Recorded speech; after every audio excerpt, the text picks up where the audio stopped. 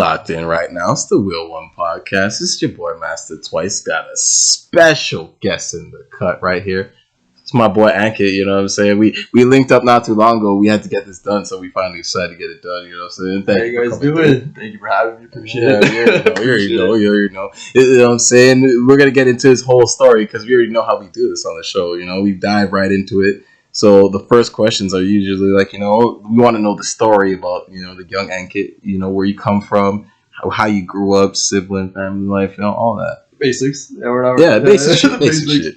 Yeah, so I'm 26. I grew up in Scarborough, a neighborhood called Malvern. Grew up with immigrant parents, so it's typical immigrant story. Parents came to Canada. They're from India, state of Punjab. Okay. Have you been back there? Yeah, I actually went right before COVID. Okay. That was my first time in my adult life, and it was amazing. Let me hear that experience, because I come from immigrant family too, but like I haven't been back to like Jamaica since I've been an adult. Yeah. So I want to know, like, how is that? Like, going as an adult is completely different. Because the last time I went was 2004, which was like, you know, you're a kid, you don't really know much. You don't really have much of a say, much of an opinion. You're kind of just following what everyone's doing. You're just there. Yeah. You're just taking up space. But as an adult, going to a place like India, like, we're from Punjab, which is more like a rural state. Okay. I realized that there's this sound in your ear when you're living in North America, and when you go back home, it just shuts off. Like when you go back to like India or Jamaica, where like they live a very stress-free life. It was amazing. And then I kind of before that I was like a douchebag atheist. When I literally like I was just like super arrogant about this shit, and then going there and then just kind of having conversations with different people, seeing the correlation between Hinduism and science, why we do certain things. It blew my mind. So like when I came back, I definitely got a little bit more religious. Not super religious, like I'm still, you know. I would say I kind of characterize that as more like spiritual, kind of like, you know, kind of just tapped into like the spiritual side, not the full on religious. Exactly. Yes. No. 100%. But yeah, it was humbling, man, because it's like you go about your life thinking you know everything about the world, and then all of a sudden you're like, okay, well, all of a sudden you go to this place and it's like, well, you actually don't know everything about the world. So it's kind of one of those things where it's like, oh shit, like so that definitely brought me down a couple of levels, which I needed. But it was amazing though. It was definitely want to go back every like 2 to 3 years. So that's lit. That's lit, bro. That's lit. I love to hear these stories about like, especially people going back home, because like I'm big on geography in general. 100%. So I just love seeing like where people come from and how everyone has come to like, you know, a place like this. Yeah. So it's always humbling to hear like people's experiences when they go back home. Because like, you know, I love it, because like I love going back home, even though I haven't been there in a minute. You know what I'm saying? I got to pull up there soon. But anyways, let's get back into like, you know. I would definitely recommend it. It'll change your freaking life, man. Yeah, for real. Like it's been a long time coming. I need the humbling experience. No, 100%. Let's say, but let's get back into like, you know, your story again. Like, you know. Yeah. About the come up, you know, like you said, you're from Malvern, you know, immigrant story. But like, let's hear a little bit more about it. Like, you know, any siblings and all that. Yeah, like I have an older sister, so I'll start off with like what was going on inside my house, and then we'll start off to the outside. Yeah, and then we'll just see where shit goes. Yeah, that's it. You know what I mean? We just rolling with it. But like inside is me, my mom, my dad, my sister. Typical immigrant story. My parents worked a lot. It was just kind of them. So for them, it was a lot of just figuring shit out. Yeah. And then, so it was just me and my sister. I watched a lot of Bollywood movies growing up because my mom did like midnight shifts, so she would sleep during the day. So when I was home, I would just kind of just me and the TV, just like putting in the VCR, putting in like, you know, just some Bollywood. Yeah, you know, that's a throwback when he said put it in VCR. Yeah. Like if you have someone who's like a 2001 watching, they're like, what the fuck? What? Like, what the fuck is a VCR? What do you mean? What is a VHS tape? Like, what the heck? But like I even had this conversation not too long. I realized this about myself, like. I don't watch any TV shows in present day. I don't watch any Netflix. I don't really watch, like, I don't know what Squid Games is. I don't, like, the shows like we spoke about, King of Queens, How I Met Your Mother, The Wire, that's it. I don't watch any other movies. Classics. Yeah, I don't really watch any other movies. So people have asked me, like, why are you trying to be an actor? I'm like, I didn't think about it. I was like, why did I want to be in it? It's like, because I spent, like, a nice chunk of my childhood watching Bollywood movies. See, you know what I mean? There's some sort of nostalgic factor too. Yeah. It's like, like even for me, like, you know, we're gonna get more about like, you know, how you get into the passions about and shit. Yeah. But like for me, like with the acting thing too, it was more like I remember doing this shit when I was a kid, like just for fun. Like I'm really good at like, memorizing like lyrics and like so like scripts and shit too. Yeah. I used to sit down as a kid, put on my black suit and like my glasses and watch Men in Black and feel like I was in the MIB. I was like, okay. 100%. So it's like that's like the connection for me too, because like at the same time I don't really watch a lot of new shit as much as I should. Sometimes I just do it for like know the studying, but like you know how it goes. But fuck, it is what it is. The ring light just turned off. Yeah, it's fucking with us. It's fucking with us, but fuck it. We'll run with it anyways.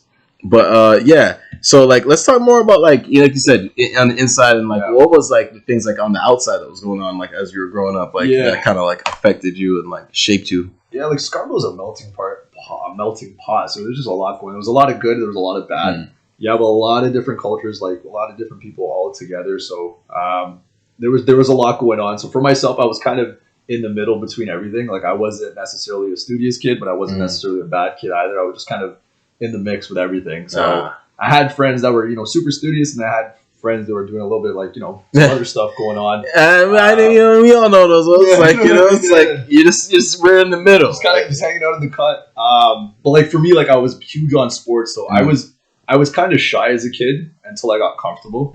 But I think like for me, like sports was kind of something that like that was my opportunity to kind of like express myself, kind of that and drama. I love drama class and all that, but. Yeah, that was a big one. Yeah, but like, so what kind of sports were you into the most? Like, what was the key? Like, soccer, and then basketball, and then later on, like the whole neighborhood was playing baseball, which was weird. Like, I mean, I low key, I love baseball. That's my second love. You know what I'm saying? I really do. I wish I played it. To be honest, but I was second baseman. See, man. I would have been on there. I'd have been short or second, or the outfield because I've always been into the spectacular catches and shit. So I love baseball and I always wanted to play, but I never like had the passion that I did like, for basketball to take it seriously because I felt like I don't want to go to practice. So that's fair. Like, fair enough. Yeah. I can't be on the team if I don't want to go to practice. I hate guys like that when I'm on the ball team. So it's like I can't be that guy. Yeah. So. I always like to hear from like two sport athletes, especially because like for me, I could never do that. So like, how was that for you as a kid to kind of like just manage like, playing more than one sport at the same time? Well, like soccer was my first love, and then once the league that I played for shut down, which I think I was like in grade 7 or grade 6 when that happened. Jermaine O'Neal just came to the Raptors, and I was a huge Jermaine O'Neal fan. And I was like, "Yo, we're gonna win 50 games." That time, like 50 games was more than enough. Like, that was big. That was big. We were winning like 40. We were going like 41. I think the highest at that time was like 47. Yeah, some shit. We were like Atlantic Division champions.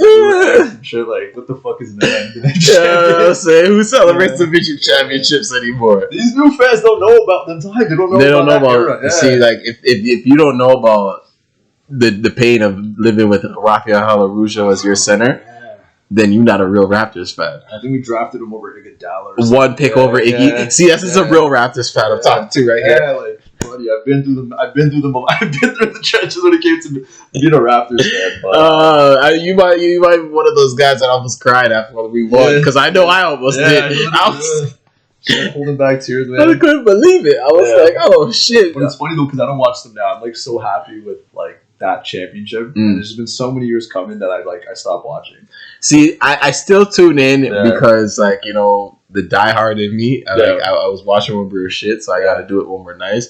And now it's like the retool to kind of like get back because now I feel the standard is championship. Yeah, no, 100%. Like you can't get tease us like that. Yeah, like, now we all want that, and it's like it feels like the organization is kind of like building towards that. Where it's like back then it was like you said, it's to win a couple of games in the playoffs. Yeah. It's like that's a huge thing. Yeah, now it's like okay, what's the next step? And I love to see that just the growth. Yeah. But like that so you're saying that kind of led into like your love of basketball a little bit. Yeah, and with basketball you just it was just you meet like the older guys in the neighborhood because all the older guys were playing basketball. Yeah, of course, Madam at the ball court.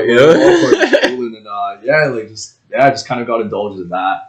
And the neighborhood was just weird. Like it was, I can't say it was a bad neighborhood, but it wasn't a great neighborhood. It was just a neighborhood where there was just a lot of stuff going on, a lot of different things going on. I feel most neighborhoods are kind of like that, where it's just like you live there, you know that there's things that are going on that aren't the greatest, but it's like because you live there and everyone knows you, it's almost like a family type vibe. So it's like it's like you kind of don't even understand why people look at it this way because you have a completely different perspective. Just to kind of just add on. Just grew up with a lot of different people, so it just kind of like I had an understanding of different types of cultures and just everything going on. So it was I'm happy with the way I grew up, to be honest. Yeah. I mean, that's always great. Like for me as a West End man, like seeing how like I always thought like the East End was like it's almost like a completely different like.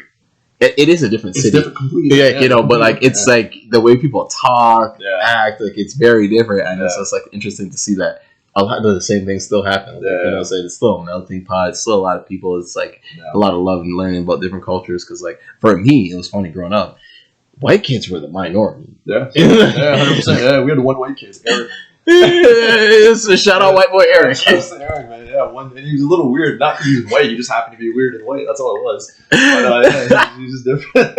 He's different. He just happened to be weird and white. It's all okay. Shout out to Eric though. Eric, but let's talk a little bit more about like because we talk about this about where you come from and like the upbringing. Like let's talk more about the hobbies that you had growing up and like what kind of like some of those passions we dibbled and dabbled earlier. But like, what are some more that like you kind of like this stuck through as from childhood? Yeah, like from then, like sports is still something that's like a big part of my life. Like I still play basketball, still play soccer. Acting was always something I was into, and I'm just grateful that I was able to pursue it later on. There was a huge pause, but we can dive into that after. Yeah, we will get into that. We will get into that. Yeah, like honestly, in terms of. I feel like in the last year I've changed a lot for the better. Like I've developed new hobbies. Like now I'm into tattoos. I got a new tattoo actually a couple days ago. Oh shit! We don't have to see that after camera runs. I love my tattoos. So I love to hear people like getting them too. Yeah, if I show that, it's just a different. I got one like fucking like last week, like 2 weeks ago. Like this one right here. Okay, no doubt. Yeah, so it's like it's a low key little bit of an addiction. Oh, absolutely. You just get all these new ideas, but to answer the question. Basketball, soccer, acting was always a big thing.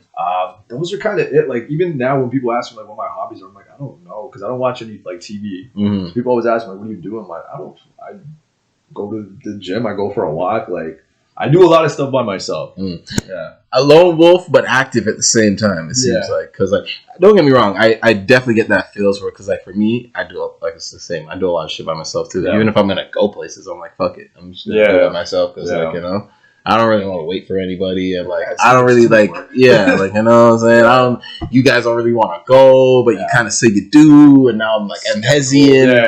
Fuck that, I'm going by myself. I'm gonna have fun. So like I do honestly get that, and it's like it's funny when people ask me the same thing too. Like, what are your hobbies? It's like I don't know. Like I gotta think about that because it's like I guess I don't know. Maybe I'm a boring guy or shit. Like the day just goes by, and you're busy. You're just doing different things, and you don't even realize. I don't know if it's a hobby. It's just shit's going on, and I'm dealing with different shit. Exactly. That's all it is. Yeah, we're just living life. We're just going by. My day, just living. That's literally how it goes. So, like, I want to hear more about, like, now that we kind of learned about, like, your past and, like, a little bit of perspective of, like, how you grew up and how you were. How do you kind of, like, view this how, like, society's kind of just set up nowadays? So it's like, from your perspective, brown man, immigrant parents, all that. Like, let's hear a little bit about that. I think in terms of like being a brown dude, like for me, like I embrace my culture. There's a lot of folks that don't. Yeah, I feel that most people should. You gotta embrace where you come from. How else are you gonna go forward? It's a part of your identity, and I think if there's something that you don't like about your culture, which is totally fine. No race is perfect at all. Yeah, exactly. But if you don't like certain things about your culture, that's fine. But why don't you be the difference? Like, why don't you be the quote unquote poster person for your culture or your ethnicity? Like, I don't know. Just things like that. So for me, I embrace it. But for me, it's like I'm just going about life. I don't really pay too much attention to anything when it comes to that. But I'm just kind of just going about my own own interests and all that. In all honesty, yeah. You know what I mean? You're kind of just in your own zone, but like you're taking it in at the same time. Yeah. I mean, I like that because it's like we all have to have this perspective because we're all living in this society and that's the way it's shaped.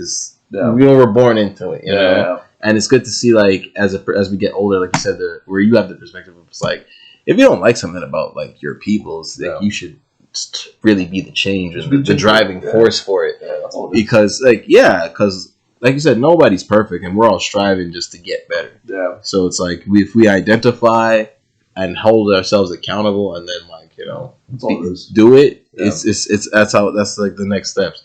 And it's like, it's just good to hear that, because like, you know, most people, I feel like they don't really have that mindset. Like, it's just they like shy away, and I'm like, why? Like, yeah, or it's like, oh, that doesn't affect me, so you know. Yeah, it's just odd. I don't know. People are weird. I've like done a lot of like trying to figure out who I am, just as a person and what I like, and trying to grow into my own person. So like that, being Indian is a part of who I am, but it doesn't define me. Exactly. But it is. It's a little part. It's a little part. I mean? And like that's the thing that like, Phil, most people need to recognize, that like, things that are a part of you don't fully define you. Yeah. It's the whole story, like, you know? And like, 100%. That's a good thing that like, we know people need to learn, and like, you know, so that's why we talk about it right here, right now. Exactly. You know, we letting them know. Yeah. So like, now this is because, you know, mental health is always a big thing on the show. Yeah. You know, so something that I always want to talk about with 100%. My people. And we always like to get into something where, like, so your first kind of situation that like made you have to really tap into, be like, okay, I got to check my own mental health right here. Yeah.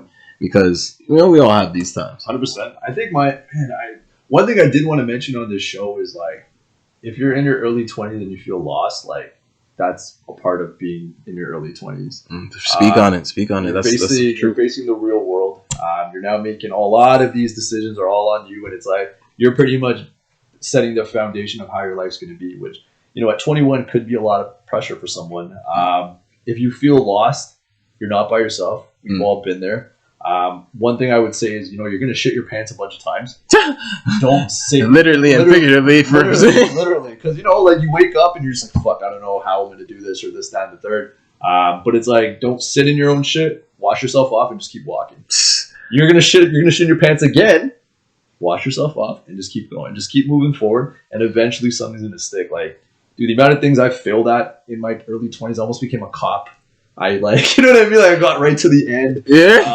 It's like, you were just right there, and you're like, literally, I don't think I want to do this anymore. Like, I know I bombed the interview, and then 2 weeks later, I signed up for acting classes. Like, you know what I mean? Then COVID happened. I almost made it on the show Big Brother Canada twice. Like, there's a whole thing, man. It's like, you know, like, there's a lot of things, man. There's job interviews that I got that I bombed. Like, that's life. That's kind of how it goes. You just got to keep pushing forward. So anyone who's in their early 20s, you feel lost, you don't know which direction you're going in, especially if you weren't like super studious as a kid. If you're studious as a kid, you kind of have an idea what you're like, you know, you're gonna be a fucking doctor, whatever, you're gonna be a business person, whatever. Like, that's different. But for a lot of folks, we weren't that studious. Like, I wasn't that studious as a kid. Not to say I was not paying attention at all, but school wasn't. I didn't care for school that much. I know what you mean. It's like I kind of just did enough to get by and not be looking like a dumbass. Yeah, exactly. You know? Yeah. But then it's like, what ends up happening is, you know, if you follow this route of like going to school, and maybe you're not super studious, you come out of school and you're like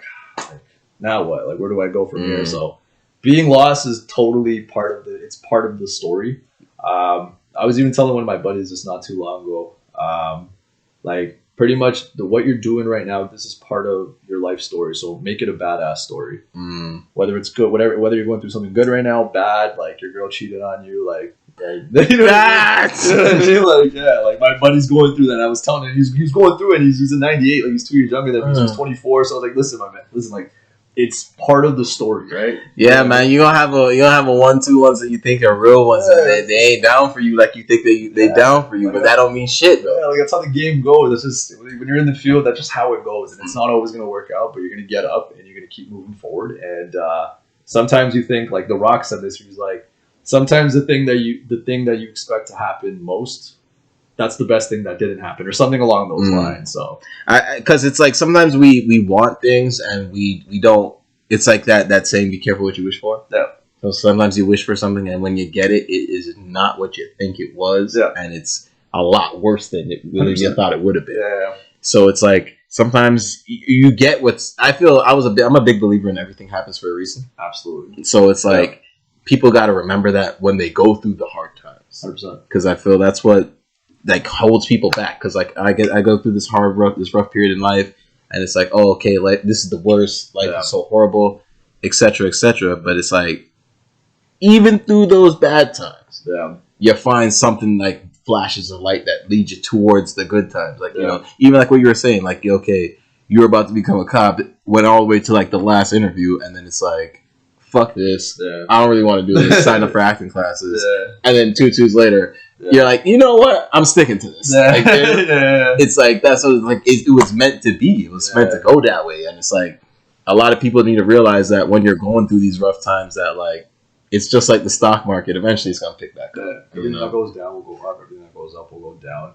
One thing I've kind of implemented is like when something does go bad, first I'll ask why and how, which naturally human nature, like, how did this happen? Why did this happen? Exactly. But then I'll kind of try to see like, okay, what good can come out of this? Like what's something that what's a foreseeable good thing that will come out of this? Like what will happen? And sometimes you don't see it right away, but I promise you, if you just keep pushing forward, you'll be grateful for that bad thing to happen because it'll lead you to a better position, right? Life is never like this. It's this and all over and circles and all that shit. That's how the game goes. It's gravity. It's we're just moving with it. If you're doing this, if you're really taking risk and you're like trying to be the best version of yourself, it's never going to be like this. It's always going to be all over the place, and that's how life should be. It should never be like this. It's all over the place. It sucks, but that's life. I love the way you put that in that perspective because I feel like that's one thing that like a mental health aspect that we all can relate to. It's like I feel we all feel like we've been lost at a point in time, and it's like amazing that we can come back up out of it. And like I mean, that's the whole purpose of the show, really, is to show how people can be vulnerable and still come back out and be fucking amazing at the same time. Because I feel like that's one thing that people don't in this highlight reel society that we live in now, where everyone posts like their best things on their IG, like shit like that. You never see the struggle anymore. There's a lot. Exactly. There's a lot. There's a lot. And I feel like that's like the big thing that like I want to show that we all struggle. Yeah. But that's what makes us great. Yeah, pressure creates diamonds. Exactly. If it was easy, everyone would be doing it. And it's no longer that special anymore. It's supposed to suck. Like it's supposed to be a grind. It's supposed to be hard. And then once you achieve it, it's like, oh shit, like I did that. Exactly. You know what I mean? And when you look back on it, you're just like, damn, I did that. Like, I'm a me? badass. Yeah, like I did it. Yeah. But if it was easy, then it's not worth it anymore. It doesn't hold value anymore. So yeah, just honestly, yeah. I mean that's the great way to put it. Like, you know, nothing good comes easy. And we're just striving for greatness, and that's why it's hard, right? You know, so that's everyone who's going through a hard time. Remember that is that it's supposed to be hard, because if it was easy, everybody would be doing it. There's no value anymore. Exactly, that's a big thing. Now we did talk earlier about a little bit of your passions, but like let's get into like, you know, career fields a little bit, because you know we in the same career fields. You know, if you didn't know, now you know. We're both actors. You know what I'm saying? You might see us sometime soon on your TV. You know, we're keeping everything under wraps, but like that's all I've got to say. You might see us soon on your TVs.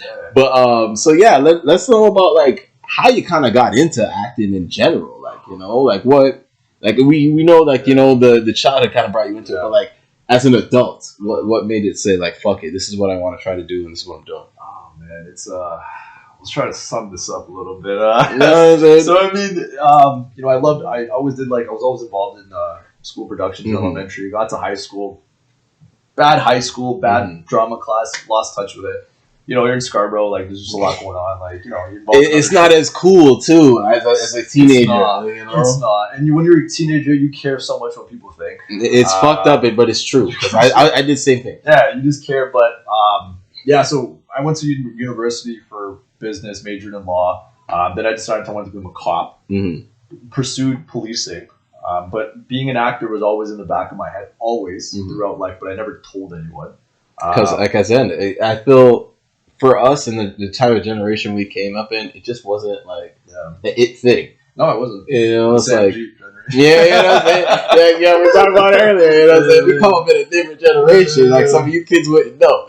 But it's like, yeah, back then, even because like I was good at drama. That was my best mark in high school, to be honest. Yeah. But I never pursued it because it was like, niggas aren't doing it. Like it was like that, and it was, but I loved it. Like I loved every bit of it, and it was just, but it wasn't cool, so I didn't pursue it. And I feel like it held me back. Now when I look back at it, I'm like, I wish I was more saying fuck it, because then I'd be a lot better at my craft. There's motherfuckers who have years on us, like you know what I mean? Years on it, which is fine. We'll catch up. Yeah, don't worry, we got you guys. Like this ain't nothing. Like, you know, we coming for the top. You know?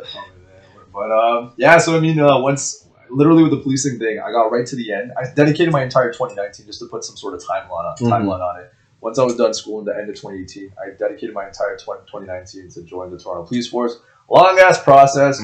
Everything was bang, bang, bang. Like I was nailing everything. So I was like, oh, sick, it's gonna happen. Sick, whatever, cool. But in the back of my head, I was like, if you become a cop, like the acting thing is out the window because when you have a full-time career, you're making solid money. Why you can't? You're hustling backwards at that point. Got to the end, and this is a true story. A week, I got an email saying, "Okay, you know, this is your final Toronto police interview. This is the date, whatever." It's a week before. I was working at Adidas at the time. Okay. Dedicated 4 years of my life. Anyways, but so a week before the interview, I finish work. I come home. I turn on the TV, and there's a brown guy on TV. And he's talking to a girl. And he's not Russell Peters. And it's not Russell Peters. It wasn't Russell Peters. Shouts to Russell Peters, great. No, so he's talking to a girl, and the girl it's just a coincidence. Brown dude on TV, he's talking to a girl. The girl happens to look like a girl that I was like involved with at that time. We were in a weird place. So I was like, okay, what's going on? Naturally, as a brown person, when you see a brown guy on TV that's on city TV, you're like, okay, what's this about? He tells her that he's an actor. Okay. Oh, okay. Okay. But then later on in the scene, he tells her, okay, I'm actually an investment banker. I'm not an actor. But the reason I lied about it is because I hate my job and I've always wanted to act. And my jaw dropped. This is a week before my interview. And I think my sister was in the room. And I said to myself, I was like, I hope I don't get this interview. Meaning, like, I hope I don't nail the interview. So then I'm forced into a corner. A week later, this is a true story, I bombed the shit out of the interview. And then 2 weeks later, I signed up for Armstrong Acting Studios. And then that's the first part. And then, that's the end of 2019. 2020, I went to India, had my Indian awakening. And then COVID happened. So when I came back, I decided I wanted to pursue acting. I didn't even have headshots at the time. 3 days later, the entire country shuts down. So a lot of my 2020 was just like me waiting on the sideline.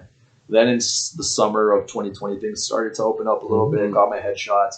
Reached out to a bunch of agencies. Got nowhere. That is a tough process. I know that process. It is hard. So I just started doing like the backstage gigs and like the Mandy gigs and all that stuff. Like a 1-2, like barely.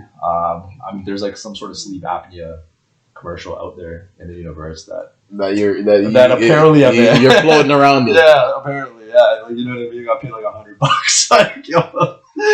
That's the grind. That's the grind. Yeah, flew all the way to Brampton at like 7 a.m. Oh god, I hate those early call times too. Backstage gigs, man. But then Big Brother Canada happened. This was my second time around. I got right to the end, so I feel like I'm throwing a bunch of dates out, but beginning of 2021, I almost make it on Big Brother Canada. They put me in a hotel room to seclude myself 2 weeks before the show because of the whole COVID thing. Okay. I got canned 5 days in, and at this point, like acting wasn't really saying anything. My career wasn't like I was still at Adidas, so I put all my marbles on Big Brother Canada, and I was like if I get on the show, like I'll figure it out. Yeah. I didn't so it was do or die, and then I ended up dying, which and then at that point I'm in this hotel. They give me the call. And they're like, yeah, like it's not going to happen. Even though the entire time they gave me the impression I was going to be on. I got Canada. That's showbiz. Yeah, that's how it is. Yeah. They stay ready to be ready if we need you. Literally. And I got canned, and then I just went home that night, where am I going with life? And then next thing you know, a month later, I finally got an agent, and then I was able to just slowly but surely get the ball rolling, and then here we are. But yeah. If you haven't known, you might have seen my homie. Like I've been seeing him the past couple of days on these pro line. You know what I'm saying?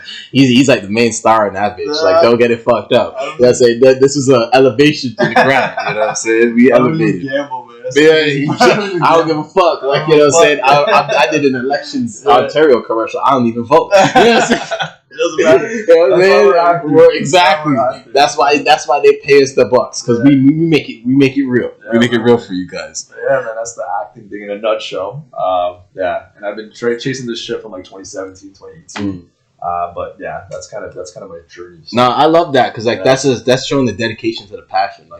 There's been so many things that have kind of hindered you in a sense, but you never let it stop you. And then at the same time, there's been things where it could have stopped you maybe in a more stable way because we know this work is not the most stable. 100%. But it's you were fuck that. I'm going for my passions. And I really appreciate it as a man because for me, once I got I did my first commercial, I was like, this is it. Damn. Like I'm not doing nothing else. I can't go back to work at a regular job. I'm like, nah, fuck it. This is what I want to do, and this is like, this is the wave now. And it's like, a lot of people don't really. I feel they don't get that, like that experience in life, and I feel like that's very, like, it was very awakening for me to have that experience where it's like, you kind of feel like this is what you're meant to do. Yeah, it's a maze, man. Life is a maze, but it's funny, like, so. With the whole acting thing, so I was pretty much at that point in time, 2021, I was doing Adidas and I was working and I was doing the acting shit. Yeah. And then I booked a gig on Mandy at this company called The Clutch. Funny enough, I'm actually wearing the hoodie. I'm not gonna lie. I'm wearing a shirt for us to project at the end of the day. We don't mean to be rapping. We just do it by accident. Yeah. But like, yo, what ended up happening is I went to the gig. It was a Mandy gig, but I had my agent at the time, and so I did the gig, and then the people who worked at Clutch, I hit it off with them. That was in August 2021. I ended up like applying there, and now I work there full time. It's the weirdest story. Like, I work at a company that I did a gig at, and like my 1 year just passed. I think my first day was October 4th, but like, life is weird though. Like, you know what I mean? You do a gig off Mandy, like this. You know, Mandy gigs are terrible. Yeah. Terrible, you know what I mean? Like, it's rough out there. Yeah, you know what I mean? But like, I ended up getting like this full-time job there, like in sales. So it's just weird. Like, that's why I say, like, you just got to keep pushing forward, because it's like you just never know what's gonna happen.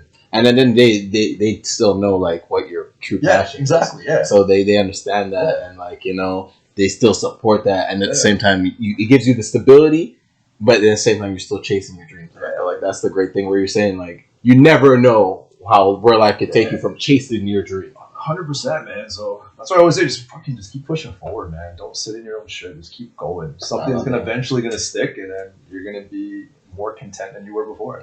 I love that, bro. Like, you know, that's how we turn a negative into a positive.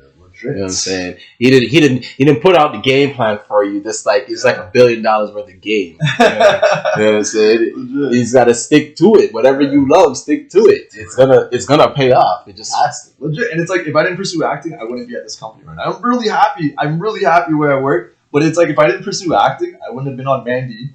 I don't even know what I was paying. Like, I was like $10 a month. Damn. I can't even remember what it was. It was worth it. You know what I mean? Like, but it's like, it's weird, man. The way life works, and you just got to keep going, and eventually something's gonna stick. It doesn't make sense. Life doesn't make any sense. It's funny as shit. But that's how it's supposed to be. You just got to keep going. Exactly. Something, and it doesn't matter what.